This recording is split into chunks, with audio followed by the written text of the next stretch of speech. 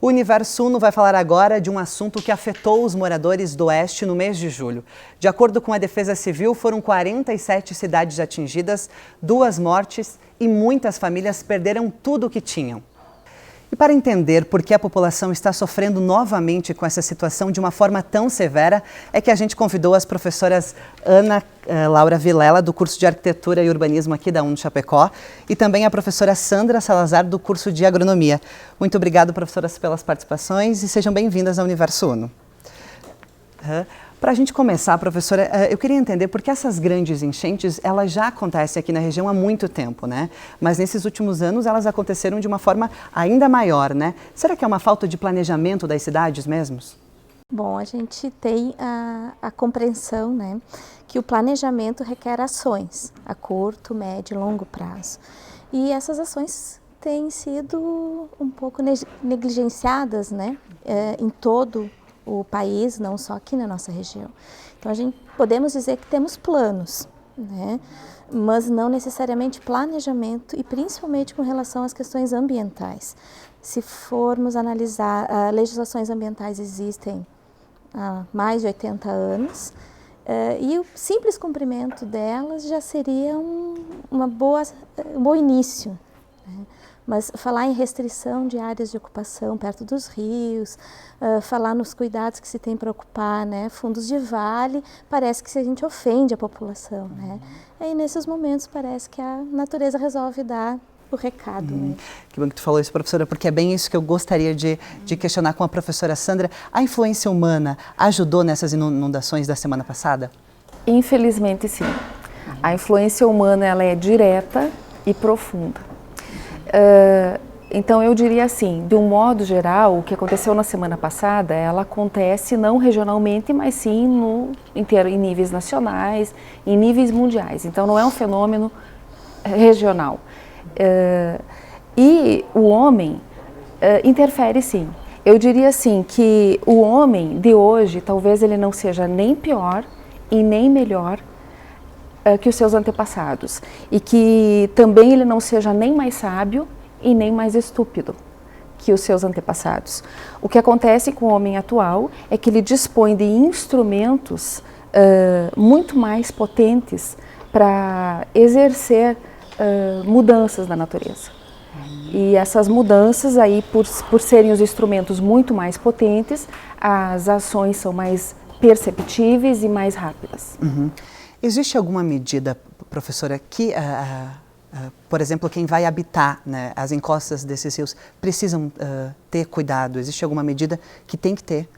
Há medidas que já deveriam ter sido tomadas e, aliás, coisas que não deveriam ter ocorrido. E isso todos nós sabemos de algum modo. Uma delas é a remoção total de mata ciliar, o desmatamento tem uma influência direta em relação às inundações. De algum modo, todas as pessoas sabem disso.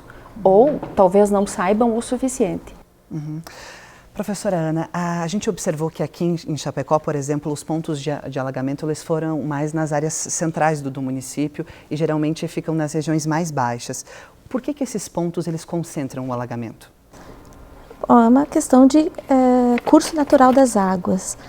Então, os pontos mais baixos são o que anteriormente se chamaria de fundo de vale, em geral onde está a presença dos rios, e naturalmente a água escorre. A gente tem uma impermeabilização das vias, o que dá velocidade a essa água, né? E aí esse escoamento que antes ele era filtrado por mata, ele tinha outras texturas, né? Ou gramíneas ou arbustos que iam ou absorvendo um pouco dessa água ou minimizando um pouco a velocidade que essa água chegava nesse fundo de vale.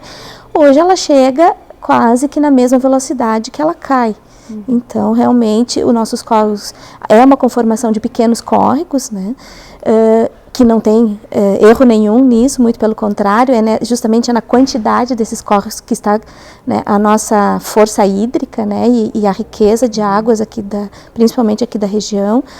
Mas todo esse contexto ele tem que ser cuidado, né, rio a rio, fundo de vale a fundo de vale, e cada vez mais a gente ignora esses rios. Eu queria voltar novamente nessa discussão, professora, porque antes, quando a senhora estava dando a resposta, você falou de um ponto que a gente sempre se questiona, que é a extração de uma forma quase total do solo nas encostas. Isso é um problema que interfere diretamente nessas inundações? Interfere diretamente porque a remoção da vegetação, não só das encostas, mas da vegetação nativa, de uma forma muito drástica, né? De uma forma quase que total, às vezes, faz com que as árvores de grande porte ou de médio porte, que penetram suas raízes profundamente no solo, como a professora já falou, auxiliam muito na drenagem dessa água, porque uma parte da água da chuva cai no solo, não é? E a capacidade desta água ser drenada depende de que o solo esteja ocupado com raízes que auxiliam nessa drenagem. Então, estando o solo ocupado com uma vegetação mais rasteira, em que a raiz aprofunda-se pouco no solo, a drenagem fica comprometida. Então, toda essa água vai, inevitavelmente, para o rio. Eu queria fazer essa pergunta aberta, eu acho que alguma de vocês vai conseguir nos responder, porque é um questionamento, porque existe essa área de risco, né? Mas existe um mapeamento para que se saiba quais são essas áreas já? Chapecó, não. Essa era uma das coisas, acho que, importantes, né, de começar a se monitorar, e é um pouco que já se pautou, a questão do planejamento, monitorando essas áreas, usando tecnologias, né. Nós estamos num momento tecnológico muito positivo, então existem experiências já no Brasil e fora, por exemplo, de lixeiras que possuem um chip que avisam quando já está cheia para fazer a substituição. Diminui um pouco, né? Claro que boa parte é a educação da população para não jogar esse lixo, mas ajuda em todo esse processo. Então, esses bueiros estarem sempre limpos, com capacidade de absorção dessa água. Então, são várias questões, inclusive a do monitoramento, mas não só ele, monitorar e não fazer nada também não adianta.